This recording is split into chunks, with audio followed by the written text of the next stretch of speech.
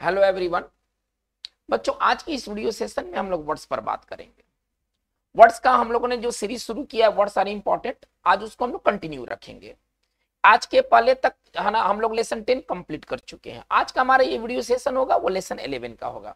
जैसे कि मैंने आपको पहले भी बताया है कि हर एक चैप्टर में ना 20 वर्ड्स है, लेकिन आज की इस वीडियो सेशन में हम लोग टॉप 10 वर्ड्स के बारे में चर्चा करेंगे, जो कि ये 10 वर्ड्स काफी इंपॉर्टेंट है एग्जामिनेशन दृष्टिकोण से या दूसरे मामलों में भी। ये वर्ड्स काफी आपको हेल्प करने वाले हैं।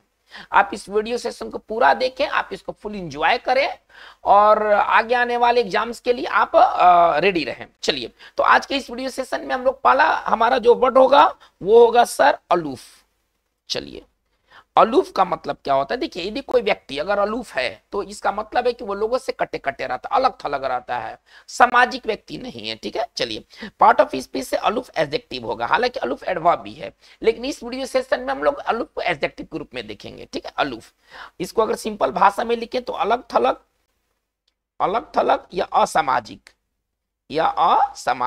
ठीक है ना। यदि कोई व्यक्ति अगर अलूफ है यानी कि वो अलग थलग रहता है, असामाजिक व्यक्ति रहता है। चलिए, इसके सिनोनिम्स क्या क्या होंगे? इसके सिनोनिम्स हो जाएंगे डिटैच्ड। ठीक है ना। देखिए, अटैच व्यक्ति सटा होता है, डिटैच कैसे होता है? अलग होता है, नहीं। तो चलिए, इसका हमारा जो अगला हमारा सिनोनिम्स हो जाएगा डिटैच्ड। अनसोशल, ये सामाजिक व्यक्ति नहीं है, असामाजिक है, नहीं। अनफ्रेंडली, ये थोड़ा सा मित्रवत किस्म का व्यक्ति नहीं है। तो यदि कोई व्यक्ति अगर अलूफ है यानी कि वो अलग थलग है। चलिए, इसके एंटोनिम्स क्या होंगे? मिलनसार। देखिए, एक बहुत अच्छा वर्ड है ग्रीगेरियस। ग्रीगेरियस का मतलब क्या होता है ना, यदि कोई व्यक्ति ग्रीगेरियस है यानी कि वो समूह में रहना पसंद करता है, ठीक है ना, वो सामाजिक व्यक्ति है। फ्रेंडली, इसके सिनोनिम्स हो जाएंगे, सॉरी एंटोनिम्स हो जाएंगे। तो इसका हिंदी जो होगा वो होगा मिलनसार या सामाजिक, हम उसको कह सकते हैं, सिंपल भाषा में सामाजिक कह सकते हैं। चलिए, सेंटेंस देखा जाए। चलिए, हम लिख सकते हैं, देखिए, तो ही रिमेंड अलूफ। चलिए, फ्रॉम पीपल, इसका हिंदी क्या हुआ? इसका हिंदी ये हुआ कि वो लोगों से अलग थलग रहा, लोगों से कटा कटा रहा, सामाजिक व्यक्ति वो नहीं था।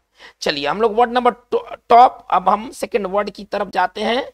हमारा सेकंड जो वर्ड है वो है सर कैजुअल। देखिए, कैजुअल के कई अर्थ हैं, लेकिन इस वीडियो सेशन में कैजुअल का अर्थ हम समझेंगे अस्थाई। ठीक है ना। चलिए, कैजुअल एडजेक्टिव हो जाएगा पार्ट्स ऑफ स्पीच से, और इसका हिंदी हो जाएगा अस्थाई।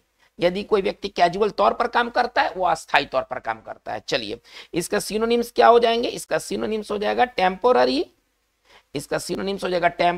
या हम कह सकते हैं पार्ट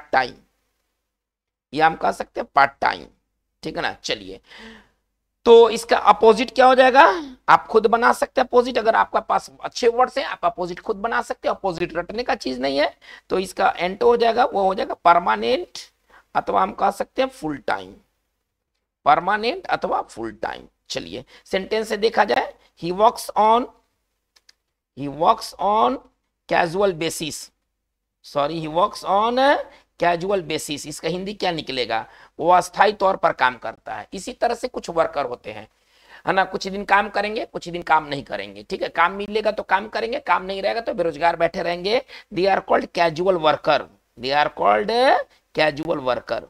चलिए, तो सर हमारा ये कैजुअल रहा। हम आगे चलते वर्ड नंबर थर्ड देखते हैं। अभी तक हम लोग का ये वर्ड नंबर सेकंड था, वर्ड नंबर थर्ड देखते हैं, कॉन्फ्रंट। देखिए, कॉन्फ्रंट का मतलब क्या होता है? अगर आप कोई चीज को कॉन्फ्रंट करते हैं सर, आप उसका सामना करते हैं, उस चुनौती का सामना करते हैं। कॉन्फ्रंट का अगर शाब्दिक अगर अर्थ लिखा जाए तो कॉन्फ्रंट का अर्थ होगा सामना करना। चलिए, सिनोनिम्स क्या हो जाएंगे इसके? तो हो जाएगा डील विथ। चलिए, फेस अप टू, अथवा हम कह सकते चैलेंज, ठीक है ना, सामना करना। इसका एंटो क्या हो जाएगा? इसका एंटो गए अवॉइड, बचना नहीं, इसका एंटो हो जाएगा अवॉइड, बचना। अगर आप किसी चीज से अगर अवॉइड करते हैं आप उससे बचते हैं। जैसे कि देखिए, एक सेंटेंस इससे बेहतर समझा जा सकता है, द मिनिस्टर वाज कॉन्फ्रंटेड बाई, ठीक है ना, द मिनिस्टर वाज कॉन्फ्रंटेड बाई, ठीक है ना, ए ग्रुप ऑफ एंग्री प्रोटेस्टर्स। चलिए, इसका हिंदी क्या निकलेगा कि मिनिस्टर का सामना किससे हुआ? तो गुस्साए लोगों के एक ग्रुप से हुआ। तो अगर आप कुछ को कन्फ्रंट करते हैं तो आप उसका सामना करते हैं। एक दूसरा सेंटेंस देखते हैं, ही हैज लर्नड, ठीक है ना, he has learned how to चलिए या हम इसको ऐसे भी कर सकते हैं, हाउ टू के यहां से हटा दिया जाए, अनावश्यक है, चलिए ये चीज अनावश्यक है। He has learned to confront his own problems, his own problems. चलिए इसका हिंदी क्या निकलेगा, इसका हिंदी ये निकलेगा कि वो अपनी समस्याओं का सामना करना सीख गया है। समस्या का सामना कैसे किया जाता है इस चीज को वो सीख लिया है। तो बच्चों ये वर्ड नंबर हमारा 3rd कंप्लीट रहा। वर्ड नंबर हम लोग 4 की ओर आते हैं। देखते हैं कि हमारा चौथा वर्ड क्या है। देखिए कॉन्फ्रंट के बाद हमारा जो चौथा वर्ड है सर वो है डिस्पर्स। अगर आप किसी चीज को डिस्पर्स करते हैं, आप उसे तीतर बीतर कर देते हैं, फैला देते हैं, एकत्र नहीं होने देते हैं, ठीक है ना। इसको अगर हम कहें तो तीतर बीतर करना या फैला देना, ठीक है ना। अगर आप किसी चीज को तीतर बीतर करते हैं, फैला देते हैं, तो आप उसको डिस्पर्स करते हैं। चलिए अब यहां से सेंटेंस से बेहतर समझा जा सकता है। इसका सिनोनिम्स क्या होने वाला है सर, इसका सिनोनिम्स होने वाला है स्कैटर। स्कैटर का मतलब होता है फैला देना। चलिए इसका एंटो क्या हो जाएगा, गैदर या असेंबल, एकत्र होना। इसका एंटो क्या हो जाएगा, गैदर या असेंबल, एकत्र होना। चलिए जैसे कि आप इस वाक्य को देखें और इससे बेहतर आप समझ सकते हैं डिस्पर्स का यूज। द पुलिस यूज्ड, ठीक है ना, टीयर गैस टू डिस्पर्स, ठीक है ना, टू डिस्पर्स मॉब।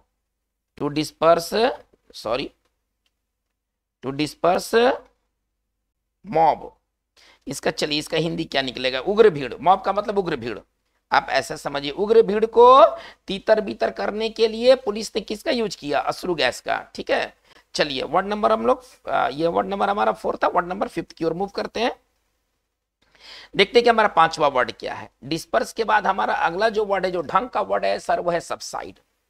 देखिए अगर आप कोई चीज को सबसाइड करते हैं, सबसाइड का मतलब होता है शांत होना, ठीक है ना। सबसाइड का अर्थ होता है शांत होना। अगर कोई चीज सबसाइड होता है वो धीमा होता है, शांत होता है। चलिए तो इसका हिंदी होता है धीमा होना, शांत होना। अगर कोई चीज सबसाइड होता है वो धीमा होता है, वो शांत होता है, ठीक है ना। तो धीमा होना, शांत होना के लिए हम लोग सबसाइड का इस्तेमाल करते हैं। चलिए आप इसे बेहतर समझ सकते हैं सिनोनिम्स से। सिनोनिम्स हम लोग पहले भी पढ़ चुके हैं, अबेट, रिलेंट, ठीक है ना। चलिए धीमा होना, शांत होना।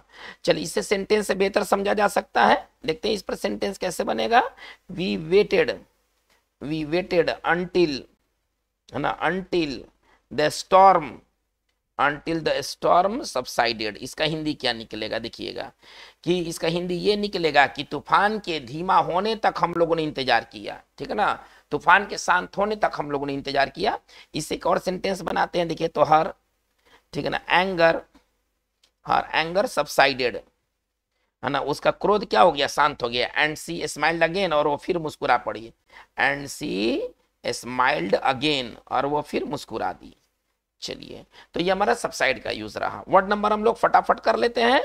वर्ड नंबर 6, वर्ड नंबर 6 हमारा समचुअस है। वर्ड नंबर 6 हमारा समचुअस है। देखिए समचुअस का मतलब क्या होता है, महंगा, ठीक है ना। महंगा खासतौर पर होटल वगैरह के सेंस में इसका ज्यादा इस्तेमाल होता है। महंगा, भव्य, ठीक है ना। इसका अगर हिंदी अगर कहें तो महंगा, भव्य चीज जरूर महंगा होगा, तो महंगा और भव्य इसका हिंदी हुआ, ठीक है ना। यदि कोई जगह अगर समचुअस जगह है, वह महंगा है, वह भव्य है। चलिए इसका सिनोनिम्स क्या हम देख लेते हैं। इसका सिनोनिम्स हो जाएगा sir expensive, magnificent.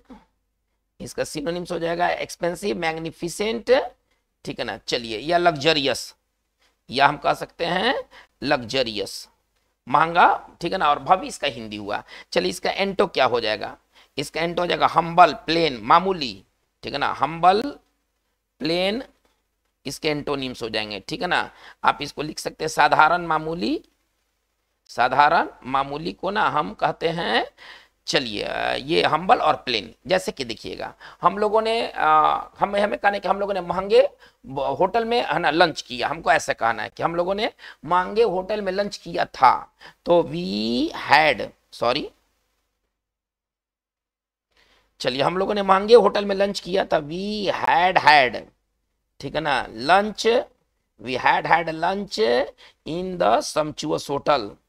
In the के जगह पर ये कर देते ज्यादा बेहतर होगा। चलिए इन ए सम्चुअस होटल, इन ए सम्चुअस होटल, ठीक है ना। हम लोगों ने एक महंगे होटल में लंच किया था। ये वर्ड नंबर हमारा 6 क्लियर है। वर्ड नंबर 7 की ओर मूव करते हैं, देखते हैं कि वर्ड नंबर हमारा 7 क्या है।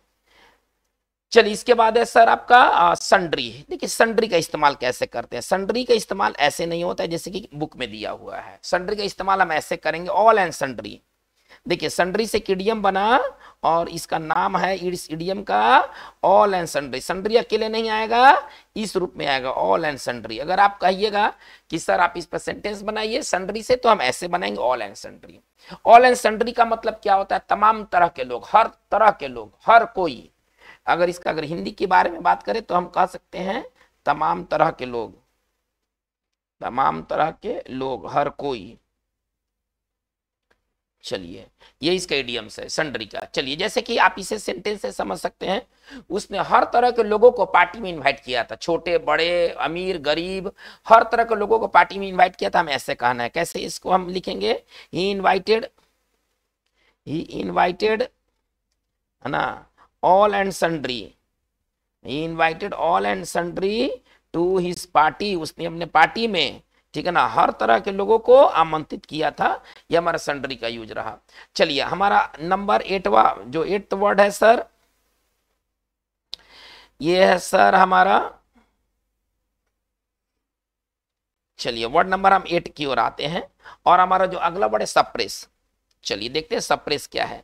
सप्रेस जो होगा सर ये वर्ब होगा, ठीक है ना। सप्रेस का मतलब दबा देना, पनपने नहीं देना, कुचल देना।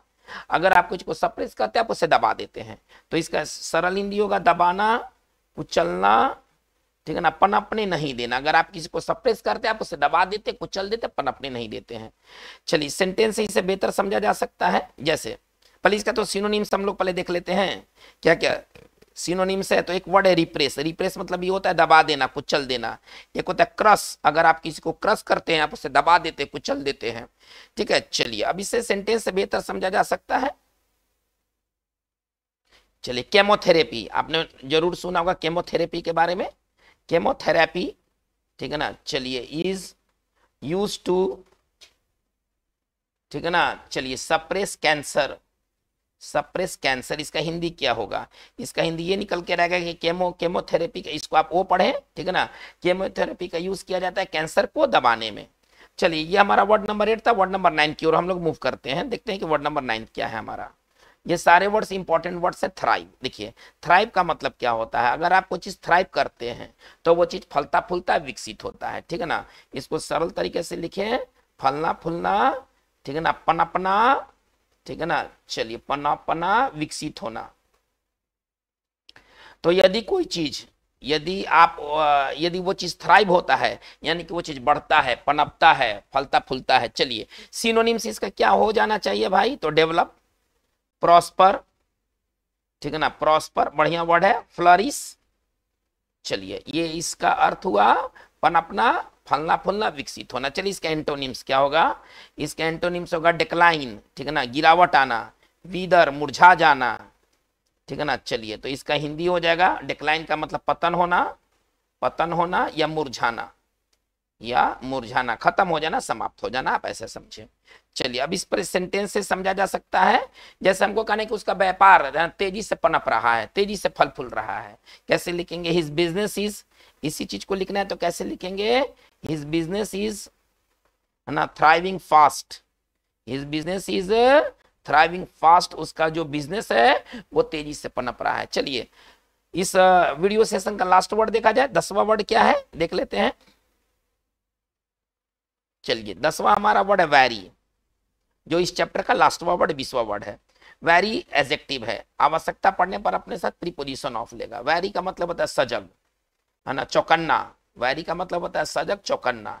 चलिए इसका सिनोनिम्स क्या हो जाएगा भाई, तो इसका सिनोनिम्स हो जाएगा सर्कमस्पेक्ट, बढ़िया वर्ड है, बहुत बढ़िया वर्ड है, सर्कमस्पेक्ट, कॉशस।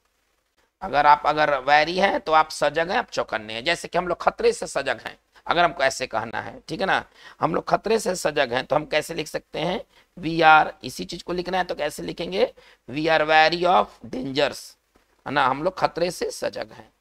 चलिए इसका अपोजिट क्या हो जाएगा, बेपरवाह, जो चौकन्ना ना हो, इसका एंटोसर क्या हो जाएगा, अनवैरी। अनवैरी का मतलब लापरवाह। यदि कोई व्यक्ति अगर अनवैरी है यानी कि वो चीजों के प्रति लापरवाह है। चलिए, तो हमारा इसका हिंदी हो जाएगा अनवैरी।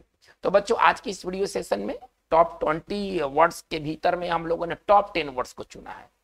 बाकी के जो वर्ड्स हैं आप इसी चैनल पर बाकी के वीडियो सेशन जो आए हैं हुए हैं, ठीक है ना, वर्ड से संबंधित उनमें सारा वर्ड्स मेंशन किया हुआ है, अतः मैंने दोबारा इसको मेंशन करना जरूरी नहीं समझा। तो आज के इस टॉप 10 वर्ड्स आपके आने वाले एग्जाम्स के लिए काफी फ्रूटफुल साबित होने वाले हैं। आप इस पूरे वीडियो को देखें, इसको फुल एंजॉय करें, आपको जो समझ में आता है पॉजिटिव फीडबैक आप के लिए कमेंट के सेक्शन खुले हुए हैं, आप उसको जरूर दें। यदि आप नए हैं और आपने इस चैनल को रिकमेंड नहीं, सब्सक्राइब नहीं किया है, तो आप इसे सब्सक्राइब कर ले। आज की बात बस इतना ही। Thank you very much.